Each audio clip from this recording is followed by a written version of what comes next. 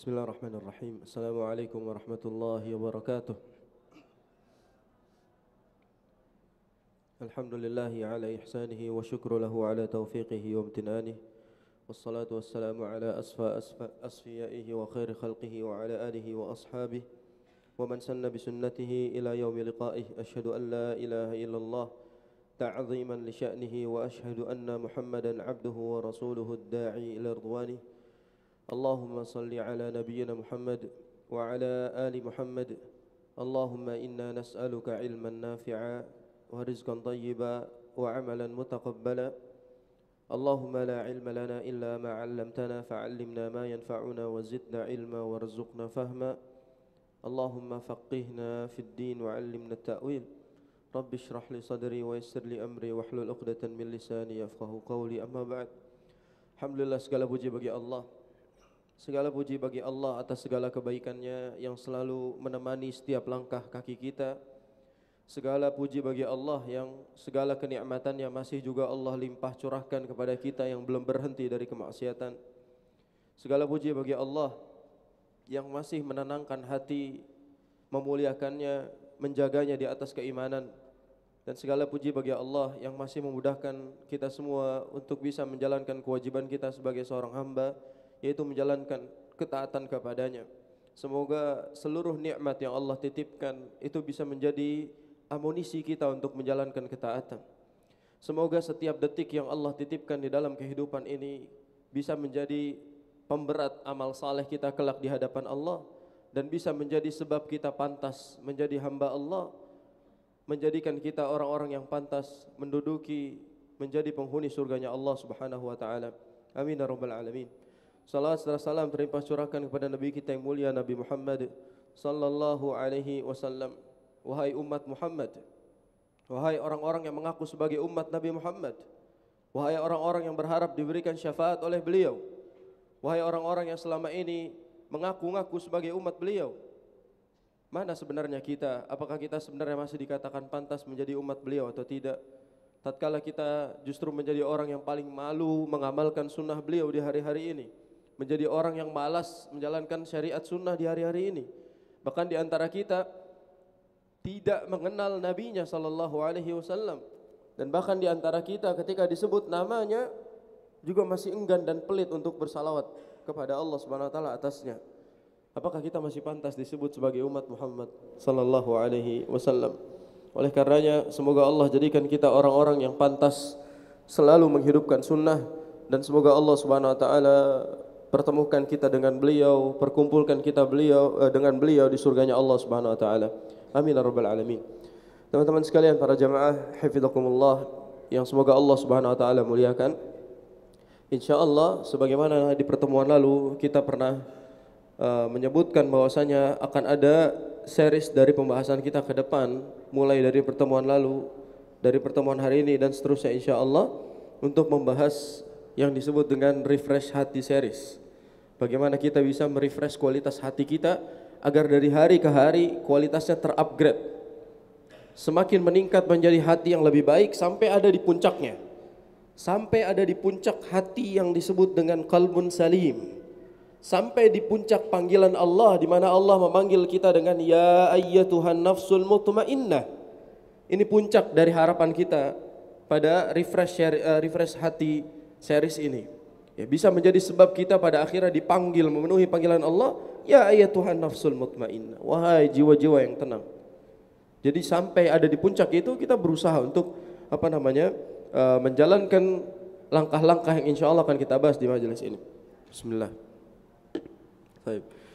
Dan insyaallah taala teman-teman sekalian barakallahu fikum, kita akan mengkaji dari setiap pertemuan ke depan beberapa kiat agar kita bisa berada pada kualitas hati yang baik dan hati yang pantas disebut sebagai qalbun salim, atau yang mungkin banyak orang mengenalnya dengan tazkiyatun nafs. Ya, bagaimana kita memanajemen hati, mengelola hati. Ini yang paling penting. Kalau berbicara soal hati, yang difikirkan jangan hanya sakitnya saja, namun bagaimana sehatnya, namun bagaimana caranya agar tetap sehat. Mungkin secara fisik semua orang terlihat begitu sehat, namun ketika ditanya kualitas hatinya sedang tidak baik-baik saja. Misalnya antum ditanya kabar, gimana kabarnya hari ini? Sehat. Fisiknya mungkin, hatinya gimana? Mungkin belum tentu sehat. Oke, hatinya sehat, pasti tanya dompetnya apa kabar? Mungkin gak sehat ya. Ini kadang-kadang kita ada berada di fase-fase yang tidak sehat secara maknawi, secara tidak kasat mata. Dan ini justru jauh lebih penting daripada yang kasat mata, teman-teman sekalian. Ketahuilah bahwasanya untuk menuju target utama, memiliki hati yang selamat, itu kita perlu melewati fase-fase yang begitu keras. Fase-fase yang begitu menguji. Mungkin fase air mata yang banyak, yang deras, yang menyebabkan kita nanti mungkin banyak menangis, banyak ingin teriak, mungkin banyak mengeluh dan seterusnya. Itu fase yang harus kita lewati sampai kita ada di puncak yang disebut sebagai rehat. Rehat itu diambil dari bahasa Arab, yaitu raha. Raha, rehat. Lihat, sudah diserap oleh bahasa kita, diambil dari kata raha. Dan mata raha kan gitu. Kapan rehat kita sebenarnya? Hari-hari ini kita selalu diuji oleh Allah. Selesai satu masalah, pindah ke masalah berikutnya. Selesai satu ujian, pindah ke ujian berikutnya. Bahkan ujian datang bertubi-tubi. Bagaimana kita menghadapinya? Kapan semua ini selesai? Mungkin itu pertanyaan kita. Kapan semua ini selesai? Kapan kita istirahatnya? Kapan kita rehatnya? Dan semua orang akan diuji oleh Allah Subhanahu wa taala. Ketahuilah bahwasanya hakikat kehidupan ini bukan tempat istirahat. Kehidupan ini bukan tempat istirahat. Jadi kalau mau istirahat, jangan di dunia. Kalau banyak di antara kita mengatakan apa? Saya sudah capek Ustaz, saya sudah pusing sama masalah dunia, saya sudah terlalu capek menghadapi ujian dunia. Inna lillahi wa inna ilaihi raji'un. Irji'u ila rabbik. Antum pulang kepada Allah Subhanahu wa taala. Kita ini kadang-kadang menjadi makhluk yang apa? Hidup tak mau, mati pun enggan gitu. Ya. Kita hidup sebenarnya malas-malasan, mati juga takut. Nah, ini apa yang sedang kita inginkan? Hidup ini adalah isinya ujian. Allah jadikan kehidupan bahkan kematian itu sebagai ujian. Walladzi khalaqalakum, Allah Subhanahu wa taala yang sudah menciptakan kalian. Allah Subhanahu wa taala yang menjadikan fase kehidupan ini di ayat misalnya di surat Al-Balad, laqad khalaqnal insana fi kabad. Sungguh telah kami ciptakan kalian itu wahai manusia di atas segala bentuk kesulitan.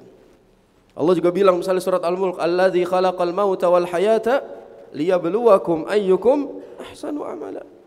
Sejatinya kalian itu diciptakan, kehidupan dan kematian yang Allah ciptakan itu liyabluwakum, untuk menguji kalian. Apa tujuannya? Ayyukum ahsanu amala, agar nanti jelas mana ada klasifikasi amal bagi kita. Kita itu nanti diuji berdasarkan klasifikasinya. Jadi ada grade-nya, grade A, grade B, grade C, grade D sampai Z. Dan kita nggak mungkin ada di grade A. Kenapa?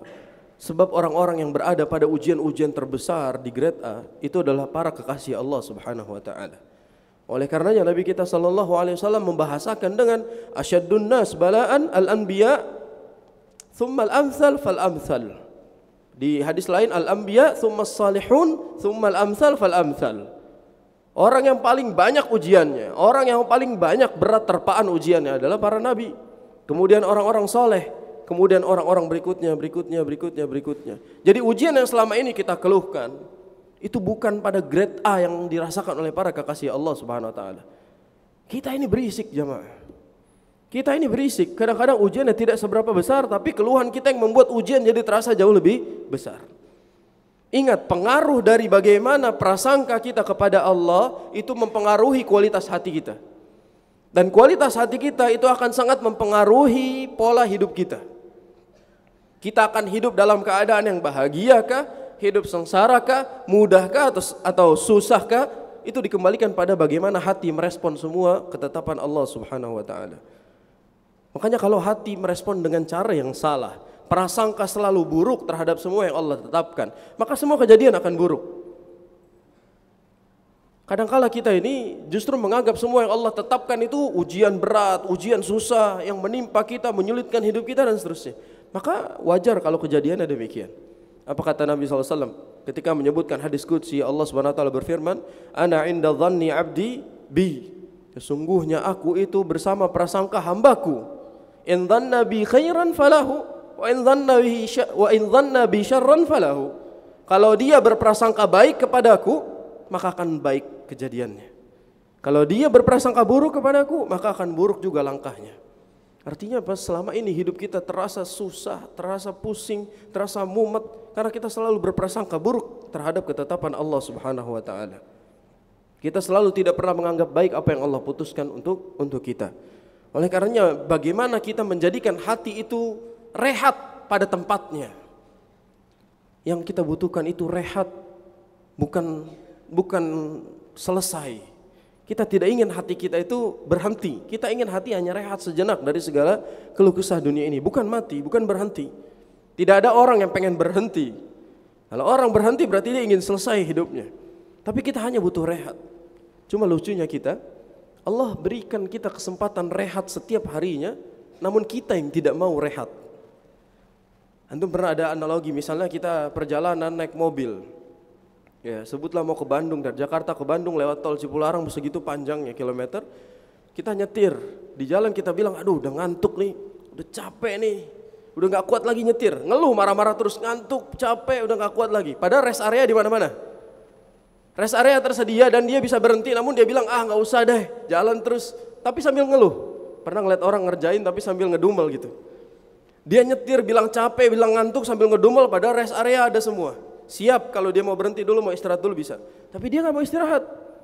Itu sama seperti kita, yang Allah siapkan rest area namun kita tidak mau berhenti sejenak. Yang Allah siapkan tempat-tempat rehat sejenak setiap harinya, namun kita tidak pernah mau berhenti untuk istirahat. Justru dunia yang membuat kita terus bergerak, dunia yang membuat kita terus tidak mau berhenti, dunia yang membuat kita tidak mau pulang. Makanya kita dipanggil oleh Allah Subhanahu wa taala untuk rehat 5 kali sehari.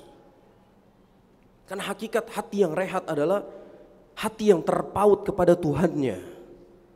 Hati yang rehat adalah hati yang terpaut kepada Allah Subhanahu wa taala. Keterpautan kita kepada Allah membuat hati kita semakin tenang. Keterpautan kita kepada Allah membuat hati kita itu semakin lapang. Dan orang yang hatinya terpaut kepada Allah, maka Allah yang akan berikan solusi hidupnya. Ketidakdekatan kita dengan Allah lah yang membuat kita selalu capek menjalankan hidup ini. Jauhnya kita dengan Allah, jauhnya kita dalam beribadah kepada Allah, itu sebab hati kita mudah lelah. Itu sebab kita selalu mengeluh kesahkan segala kehidupan ini. Padahal orang yang tahu jalan pulang, orang yang tahu kemana dia harus kembali ketika capek, orang yang tahu kemana dia ketika dia sedang sakit, itu adalah orang yang paham caranya rehat, caranya istirahat. Allah Subhanahu wa taala, mungkin di pertemuan yang singkat ini 1-2 ayat yang bisa kita bahas, tapi perhatikan ayat-ayat ini. Untuk membutuhkan, berarti poin pertama untuk mencapai hati yang rehat, ketika hati butuh rehat, solusinya adalah kembali ke tempat di mana Allah memanggil kita. Penuhi panggilan Allah untuk rehat sejenak. Lihat poinnya. Penuhi panggilan Allah untuk rehat sejenak. Ketika kita sudah lelah menghadapi dunia, penuhi panggilan Allah untuk rehat sejenak, nanti lanjutkan lagi. Dan Allah Subhanahu wa taala sudah ingatkan itu kepada kita. Ini ayat masyhur, ini ayat terkenal, ini ayat kita tahu. Bahkan setiap kajian tentang hati ayat ini disebutkan. Cuma kalau kita fahami maknanya, nanti kita bedah secara bahasa di ayat ini. Allah Subhanahu wa taala berfirman di dalam surat Ar-Ra'd ayat 28 apa? Walladzina amanu wa tatma'innu qulubuhum bi dzikrillah. Ala bidzikrillahi tatmainnul qulub. Mereka lah orang-orang beriman yang hatinya tenang, hatinya rehat dengan selalu mengingat Allah Subhanahu wa taala. Mereka orang-orang beriman yang hatinya rehat karena mereka selalu mengingat Allah Subhanahu wa taala. Lalu Allah tekankan dengan statement ala bidzikrillah tatmainnul qulub. Dan ketahuilah hanya dengan mengingat Allah hati menjadi tenang. Dan hanya dengan mengingat Allah hati kita rehat. Wahai jiwa-jiwa yang capek, wahai jiwa-jiwa yang lelah, Allah panggil kita pulang untuk mengingatnya. Allah minta kita kembali untuk mengingatnya. Dan kembali kepada Allah itu tak harus mati. Allah memanggil kita kembali tatkala di panggilan-panggilannya 5 waktu setiap harinya kepada kita. Allah bilang, walladzina amanu wa tatma'innu qulubuhum bidzikrillah. Orang-orang beriman itu hatinya terpaut kepada Allah sehingga hatinya itu tidak lelah. Hatinya selalu rehat karena dia selalu mengingat Allah Subhanahu wa taala. Apa solusinya? Ala bidzikrillah tatmainnul qulub. Hanya dengan mengingat Allah hati menjadi tenang. Perhatikan ayat ini. Ala dalam bahasa Arab itu tujuannya untuk litanbih wal ighra. Ala itu digunakan untuk menghadirkan perhatian. Jadi misalnya antum lagi bengong gitu, tiba-tiba ustadznya langsung menggunakan kata-kata ketahuilah. Nah orang tuh langsung apa tuh? Langsung ada rasa apa? Ingin tahu. Itu makna ala. Ala di dalam bahasa Arab digunakan untuk litanbih. Agar ada al-intibah. Agar kita tuh ingin mau mendengar ayat berikutnya itu nyampein tentang apa? Ala, ketahuilah. Apa yang harus kita tahu? Bidzikrillahi tatmainnul qulub. Hanya dengan mengingat Allah, hati kita menjadi tenang. Perhatikan kata bidzikrillah dalam bahasa Arab. Antum kalau belajar bahasa Arab pasti paham kaidah ini. Bidzikrillah itu susunan jar majrur yang harusnya posisinya bukan di situ dalam kaidah tata bahasa. Seharusnya dalam tata bahasa bidzikrillah diletakkan di akhir. Jadi lafadznya begini, tatmainnul qulubu bidzikrillah. Bidzikrillahnya itu harusnya di belakang dalam susunan tata bahasa. Tapi bagaimana Allah memilihkan takdim? Bagaimana Allah mengedepankan yang tadinya di akhir? Yang harusnya di akhir dikedepankan di depan. Apa tujuannya? Yufidul hasr. Ini ada pengkhususan dari Allah Subhanahu wa taala. Jadi terjemahannya adalah hanya dengan zikrullah saja hati kalian tenang. Berarti nggak ada solusi lain. Itu yang disebut sebagai yufidul hasr. Ini yang antum kalau mau belajar ini pelajari di balaghah Qur'aniyah, bagaimana retorika, keindahan sastra dalam pemilihan bahasa. Al-Quran turun dengan keindahan bahasa yang paling sempurna dan Allah memindahkan lafaz ini ke depan dengan tujuan hanya dengan mengingat Allah. Nggak ada solusi lain. Tatmainnul qulub. Hati menjadi tenang. Antum tahu tatmain itu diambil dari kata itma'anna yatma'innu. Itma'anna yatma'innu, dan tatmain itu fi'il mudhari'. Nah, ini apa itu maksudnya fi'il mudhari', fi'il madhi? Belajar bahasa Arab makanya. Kita jagoan Inggris. Kalau di bahasa Inggris tuh fi'il mudhari' setara dengan simple present tense atau sama dengan future tense. Karena dalam fi'il mudhari' mengandung unsur apa? Sedang terjadi, akan terjadi atau sering terjadi. Penggunaan kata tatma'innu dalam tafsir memiliki makna hati akan selalu tenang. Berarti hanya dengan mengingat Allah, hati akan selalu tenang. Lihat, jaminan dari Allah Subhanahu wa taala. Solusinya hanya satu, jaminannya juga satu. Dengan selalu zikrullah, mengingat Allah Subhanahu wa taala dalam setiap momentum hidup kita, tatmain, hati kalian akan selalu tenang. Lihat bagaimana pemilihan lafadznya. Allah tidak bilang itma'annatil qulub pakai fi'il madhi, tapi Allah bilang pakai fi'il mudhari'. Pemilihan ini, bagaimana Allah Subhanahu wa taala menyusun ayat ini dengan begitu indah, dengan makna yang sangat dalam ketika kita memahaminya, berarti tidak ada solusi lain bagi hati yang lelah kecuali untuk rehat dengan cara mengingat Allah Subhanahu wa taala. Berarti rehatnya orang beriman apa? Terpaut hatinya kepada Allah. Saat dia lelah, dia harus kembali kepada Allah Subhanahu wa taala, itu casnya. Itu charger buat dia. Kalau handphone itu ketika lowbat, dia perlu dicolok tuh ke listrik agar kembali dicas. Manusia itu ketika sedang lemas, sedang lelah, dia harus kembali kepada Allah Subhanahu wa taala agar kembali tercharging kekuatannya. Agar dia kembali kuat, agar dia kembali mampu menghadapi step berikutnya di dalam kehidupan itu. Teman-teman sekalian, Nabi kita SAW sudah memberikan clue itu dengan perkataan yang sangat ringkas. Nabi cuma bilang gini, ju'ilat qurratu aini fis shalah. Allah jadikan rehatnya hatiku itu dengan salat. Allah buat hatiku rehat itu dengan salat. Simple. Allah buat hatiku rehat dengan salat. Nabi pernah bilang kepada sahabatnya Bilal, "Ya Bilal, arihna bis shalah." Atau di riwayat lain, "Ya Bilal, qum bis shalah wa arihna biha." Qum bis shalah, aqim shalah wa arihna biha. Wahai Bilal, ayo kita dirikan salat, kita istirahat, kita rehat dengan salat kita ini. Jadi sebaik-baik healing orang yang beriman itu adalah salat. Dan Allah kasih self healing bagi kita. Kita sebut daily self healing. 5 kali Allah sebut. 5 kali Allah perintahkan kita rehat dari segala aktivitas hidup kita. Allah buka hari kita sebelum semua nyawa kumpul di kepala ini dengan salat, di salat subuh. Belum kumpul nyawa di kepala kita, baru bangun tidur. Yang pertama kali kita lakukan adalah rehat sejenak melalui sholat. Agar apa? Refresh hati kita. Itulah sebabnya orang beriman itu kalau dia sholat subuh, pasti paginya cerah. Ketahuan orang-orang yang paginya tidak cerah, berarti dia tidak sholat subuh. Dia sholatnya subrang, subuh menjelang siang. Kalau orang Sunda bilangnya subuh berang, udah kesiangan. Antum udah kesiangan, lagi sholat subuh dikodok sebelahan sama duha. Ya. Jadi jangan salahin kalau hidup kita itu banyak capeknya, banyak lelahnya, banyak susahnya, subuhnya. Sebab subuh itu first impression kita melihat dunia. Kalau first impression kita jelek, jangan harap berikutnya itu baik.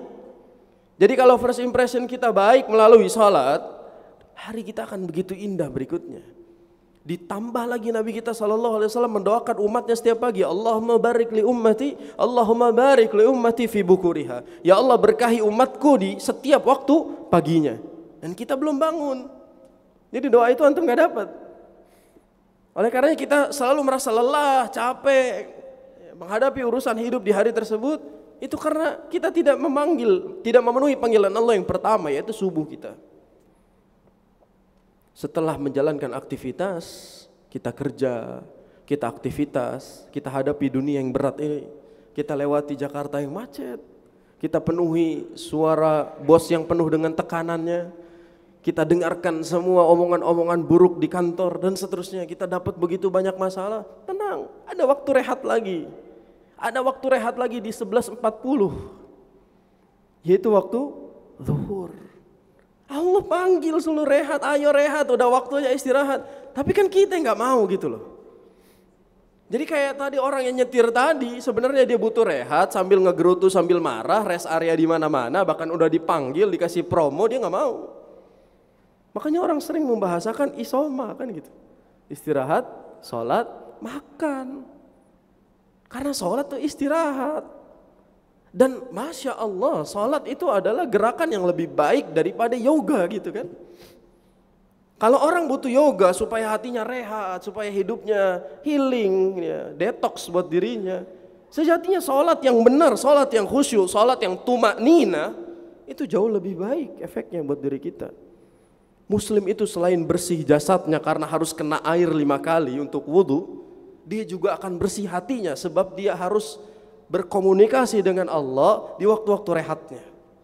Kalau kita sholatnya 5 waktu, wudunya benar, sholatnya benar, nggak perlu healing, nggak perlu. Sebab Nabi kita SAW healingnya dengan sholat. Maka Nabi Musa alaihissalam ketika dipanggil oleh Allah Subhanahu wa taala ke Bukit Sinai dan Allah berikan wahyu kepadanya, Allah perintahkan kepada Musa apa? Wa aqimis salata li dzikri. Dirikanlah salat untuk selalu mengingatku wahai Musa. Pesannya apa? Dirikan salat wahai hamba-hamba untuk selalu mengingat Allah, dan dengan mengingat Allah hati menjadi tenang. Balik lagi. Berarti untuk rehat kita hanya perlu salat.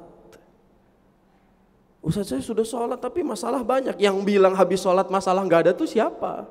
Kan kita bilang rehat sejenak gitu. Di waktu sholat kita rehat di situ. Kita lepaskan segala masalah. Ustaz, masalah saya ngikut ke sholat saya. Kita lagi sholat, masalahnya ngikut di kepala itu. Sholatnya mikirin masalah. Akhirnya nggak khusyuk. Itulah kita. Kita tidak rehat hakiki. Kita tidak pernah istirahat hakiki di situ. Sebab kita hanya berpindah tempat saja. Kita tidak luangkan kesempatan untuk berduaan dengan Allah di dalam setiap sholat kita, sehingga kita benar-benar merehatkan hati. Itu yang disebut sebagai rehatnya seorang yang beriman, teman-teman sekalian. Melalui sholat kita. Oke, setelah rehat itu kita lanjut lagi aktivitas kita. Kita kerja lagi, kita kejar lagi dunia dan seterusnya, silahkan. Sampai nanti di waktu sore Allah panggil kita kembali untuk rehat lagi. Datanglah waktu asar.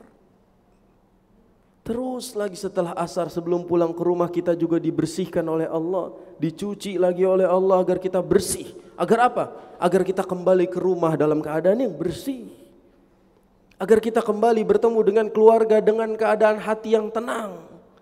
Tidak membawa masalah dari luar rumah ke dalam rumah. Tidak membawa masalah kerjaan ke dalam rumah. Tidak membawa emosi jalanan ke dalam rumah. Dibersihkan dengan cara salat maghrib. Setelah itu kita bertemu dengan keluarga. Sebelum pamitan untuk kematian kecil kita, kita tutup hari itu dengan salat Isya sebagai closing hari itu, di mana kita akan berpisah dengan keluarga kita, dan tidur adalah kematian kecil kita. Bisa jadi Allah tidak membangunkan kita esok hari, sehingga mati adalah perpisahan antara kita dengan kehidupan ini. Dan sebelum itu tiba, Allah tutup hari itu dengan salat. Berarti 5 waktu cara Allah ingin membuat hati hambanya rehat. Makanya di antara maqasidnya salat, di antara maksud disyariatkannya salat adalah merehatkan hati. Antum tahu setiap ibadah itu ada maqasidnya. Ada ilmu namanya maqasidus syariah. Ya, tujuan-tujuan pensyariatan ibadah. Salat disyariatkan untuk apa? Di antaranya adalah untuk merehatkan hati. Wahai hati yang lelah, kembalilah kepada Allah Subhanahu wa taala. Wahai hati yang lelah, pulanglah ke tempat di mana Allah memanggil kita dengan hayya 'alas shalah. Wahai hati yang lelah, kesuksesan yang sedang kita harapkan itu tidak akan didapatkan kecuali dengan berusaha merehatkan hati sejenak, mentazkiyah hati sejenak. Dan itu semua Allah berikan melalui rangkaian salat. Dan bagi kita yang sampai detik ini belum merasakan nikmatnya salat, itu berarti kita belum tahu asal usul kenapa disyariatkannya salat. Setelah itu semua berlangsung dengan baik, maka hidup kita akan kembali menjadi lebih baik dari hari-hari tersebut.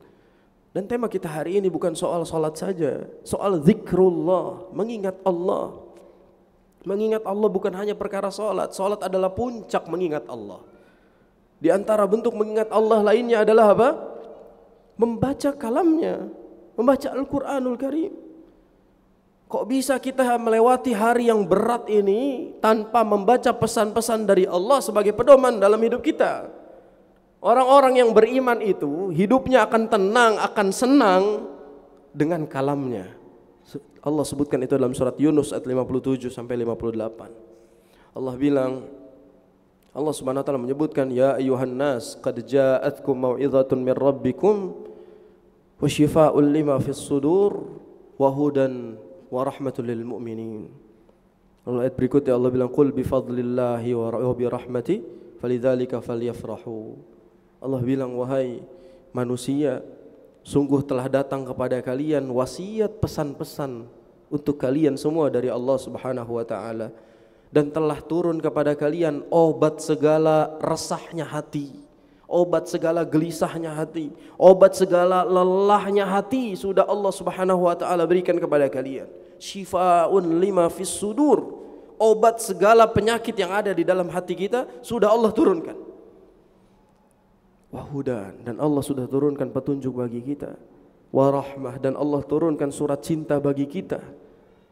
Menjadi pesan bekal di dunia ini, kalau kalian ingin hidup sesuai, bahagia, tenang, senang, baca dulu pedoman ini, maka kalian akan tahu cara meraihnya.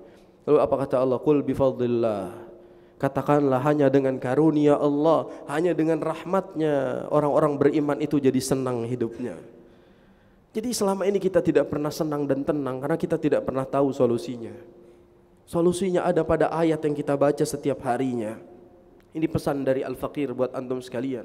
Jangan mulai hari kecuali kita memulainya dengan kalam ilahi.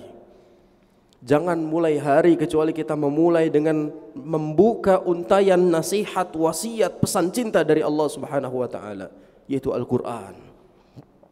Jangan pernah mulai hari kecuali setelah baca Al-Qur'an. Karena hari-hari kita itu berat. Kita akan melewati fase kehidupan yang sangat berat. Hidup kita ini susah, hidup kita begitu banyak goncangan dan ujiannya. Maka jangan mulai hari yang berat kecuali dengan meringankan itu semua dengan membaca ayat-ayatnya. Allah bilang dalam surat Taha, "Wa man a'rada an dzikri fa inna lahu ma'isyatan dhanka," ayat 123 sampai 126. "Wa man a'rada an dzikri fa inna lahu ma'isyatan dhanka wa nahsyuruhu yaumal qiyamati a'ma." Orang-orang yang berpaling, barang siapa yang berpaling dari mengingat Allah, maka hatinya akan, hidupnya akan sempit. Apa kata Allah? Man a'rada an dzikri fa inna lahu ma'isyatan tanka. Barang siapa berpaling dari membaca wasiatku, berpaling dari memenuhi panggilanku, zikrullah tadi, kembali lagi poin zikrullah, fa inna lahu ma'isyatan tanka, maka bagi dia kehidupan yang sempit. Susah hidup kita, berat hidup kita, keras tantangan hidup kita. Jelas kita yang lupa step awalnya untuk mengingat zikrullah dulu, untuk memulai hari dengan zikrullah, maka berikutnya Allah yang akan bukakan akses, Allah yang akan berikan akses mudahnya.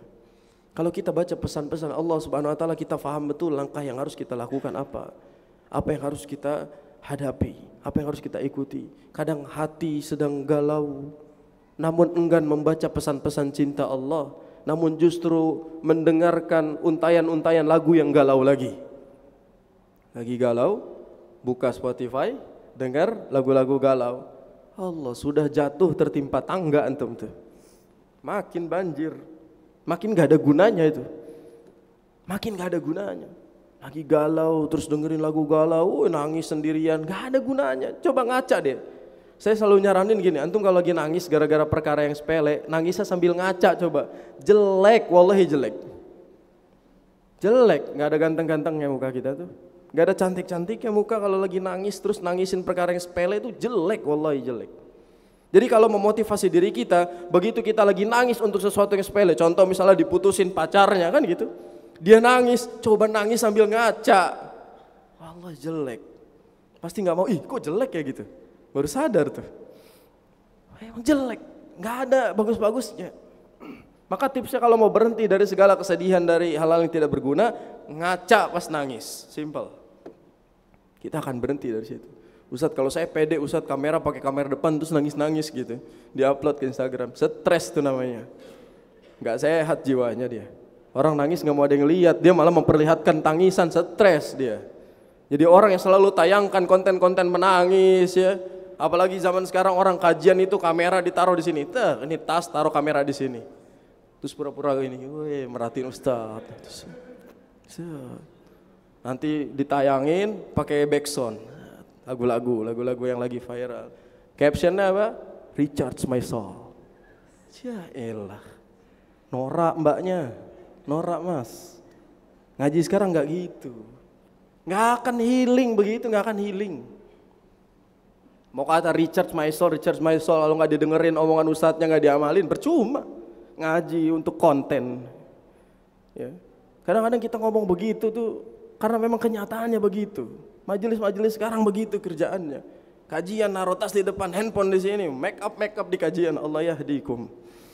Nggak akan dapat ilmunya. Ya. Ana di kajian ada jamaah yang begitu, ana tegur langsung, Mbak taruh HP-nya. Ana tegur langsung. Gak usah ngaji, nanti takutnya dihisab di hadapan Allah.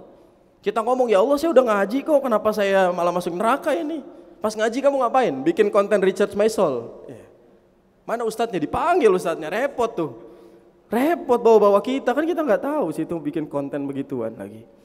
Ya, jadi dalam masalah-masalah seperti ini nggak bakalan memperbaiki hati, pengajian juga nggak bisa, nggak bakalan rehat. Kenapa? Karena tidak ada zikrullahnya. Zikrullah itu urusan pribadi antara kita dengan Allah Subhanahu wa taala. Hadirkan Allah dalam setiap langkah, baru tenang hati kita. Salat ada zikrullahnya, baru tenang. Pengajian ada zikrullahnya, baru tenang. Gitu. Kalau nggak ada zikrullahnya nggak ngaruh, nggak akan ada efek apa-apa. Maka yang perlu kita hadirkan adalah kita itu diawasi oleh Allah Subhanahu wa taala, dan kita selalu berusaha menghadirkan Allah dalam setiap langkah, baru tenang hidup ini. Kita itu ingat Allah tatkala susah. Tapi ketika kita sedang senang, kita tidak ingat Allah Subhanahu wa taala. Ketika lagi banyak masalah, ngerengek minta kepada Allah, tapi ketika lagi senang, boro-boro ada nama Allahnya di situ. Itulah sebabnya hidup ini hanya berpindah dari ujian ke ujian. Agar apa? Kita selalu mengingat Allah. Berarti di antara hikmah hidup ini selalu diuji agar kita selalu mengingat Allah. Kenapa harus selalu mengingat Allah? Agar hidup kita jadi tenang, hati kita rehat. Kita tidak merasakan capek. Ini bagaimana runutannya itu? Kenapa kita harus selalu zikrullah? Karena kita mencari hidup yang rehat, hidup yang tenang. Bahkan ketika Nabi SAW mengabarkan apa? Sesungguhnya laisal ghina bikasratil arad wa innamal ghina ghinan nafs. Atau kama qala sallallahu alaihi wasallam. Kata Rasul sallallahu alaihi wasallam, yang disebut dengan kekayaan itu bukan begitu banyak yang dia punya. Yang disebut dengan kaya bukan karena banyaknya yang ia punya. Kaya yang sesungguhnya adalah kaya hati, di mana hati selalu merasa cukup atas apa yang Allah titipkan untuknya. Itu al-ghina, ghina nafs.